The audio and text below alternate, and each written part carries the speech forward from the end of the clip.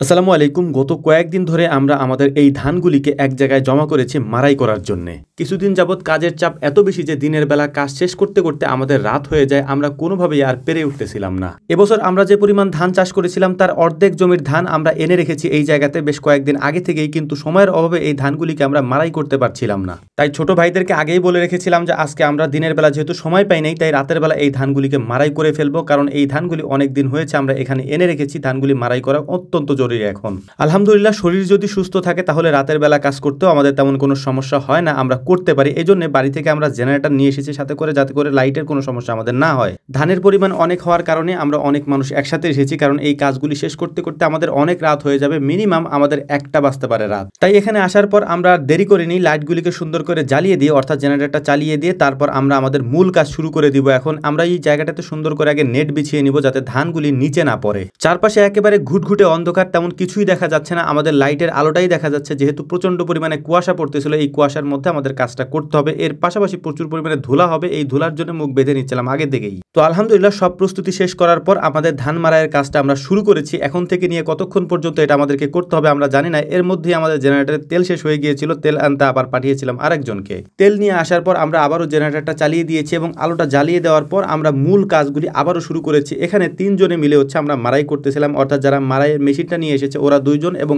আমরা 3 জন মাড়াই করছিলাম। আর বাকি যে ছোট ভাইরা ছিল এবং সজীব মামা ছিল, আরো বেশ কয়েকজন ছিল, তারা বাকি কাজগুলি করছিল, অর্থাৎ খড় সরানো এখান থেকে, তারপর বস্তার মধ্যে ধানগুলিকে বস্তাবন্দি করা, এই কাজগুলি তারা করছিলেন নিচ থেকে। দেখতেই পাচ্ছেন যে চারিদিকে ঘুটঘুটে অন্ধকার, শুধু আমাদের যে জেনারেটর লাইটগুলি আছে সেগুলির আলোই দেখা যাচ্ছিল, যেহেতু আমরা মাঠের মধ্যে এই কাজগুলি করছিলাম। আশেপাশে তেমন বাড়িঘরও নেই। গ্রামে যেহেতু এখন প্রচন্ড শীত পড়ে গিয়েছে, রাতের বেলা প্রচুর পরিমাণে শীত পড়ে, তাই রাতের বেলা তেমন কেউ বের হয় না, অর্থাৎ শীতের বেলা মানুষজন রাস্তাঘাটে চলাফেরাও কম করে। ধান যেহেতু বেশি, তাই আমাদের প্রস্তুতিটাও আগে থেকে বেশিই ছিল, অর্থাৎ আমরা অনেক লোকজন একসাথে কাজ করছিলাম যাতে এই কাজটা আমরা শেষ করতে পারি রাতের বেলায়। তো আব্বা এসে মাঝে মাঝে আমাদেরকে দেখে যাচ্ছিলেন যে আমাদের কাজ কেমন চলছে। তো আলহামদুলিল্লাহ, কাজগুলি বেশ সুন্দরভাবে এগিয়ে চলছিল। এর পাশাপাশি আমাদের তো আরো একটা প্ল্যান ছিল। প্ল্যানটা হচ্ছে যে রাতের বেলা যেহেতু আমরা কাজ করছি, তাই রান্না তো আমাদেরকে করতেই হবে, তাই অন্যরকম এক রান্না আমরা আজকে করবো ইনশাআল্লাহ। অন্যরকম রান্না বলতে আমরা রাতের বেলা বিরিয়ানি রান্না করব, কিন্তু এই বিরিয়ানি রান্না করতে হবে আমাদেরকে সরিষার তেল দিয়ে। সরিষার তেল দিয়ে এর আগেও আমরা বিরিয়ানি কয়েকবার রান্না করেছি, হয়তো ভিডিওতে সেটা আমরা দেখাই নাই। এটার স্বাদ আসলে অসাধারণ হয়। যারা সরিষার তেল দিয়ে বিরিয়ানি রান্না করে খেয়েছেন তারা হয়তো এটার স্বাদটা বুঝতে পারবেন আলহামদুলিল্লাহ। তবে আমরা আমাদের কাজগুলি খুব সুন্দরভাবে এগিয়ে নিচ্ছিলাম, কারণ ওইখানে আমাদেরকে মাঝে মাঝে যেতে হচ্ছিল, আর এদিকে এসে রান্নাটাও আমাদেরকে করতে হচ্ছিল। লোকজন যেহেতু আমাদের একটু বেশি, তাই আমরা একটু বেশি করেই রান্না করেছি, অর্থাৎ চাল এবং মাংস আমরা সমান সমান রেখেছি। এই পরিমাণে রেখেই আমরা রান্নাটা করছিলাম, যাতে করে খুব সুন্দরভাবে আমরা খেতে পারি, যেহেতু অনেক রাত পর্যন্ত কাজ করতে হবে।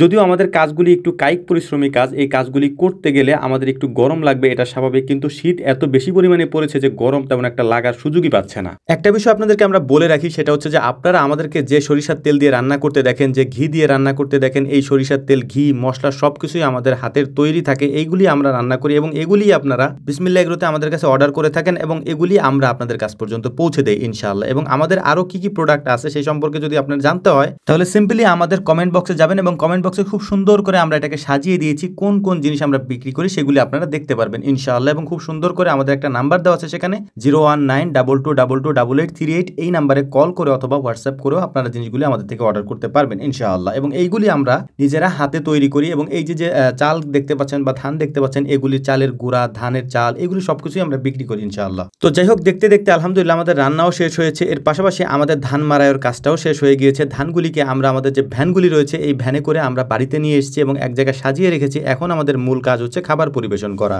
তো যাই হোক, আমাদের জন্য দোয়া করবেন, আল্লাহ তাআলা যেন আমাদের রিজিকে বারাকা দান করেন। আসসালামু আলাইকুম ওয়া রাহমাতুল্লাহ।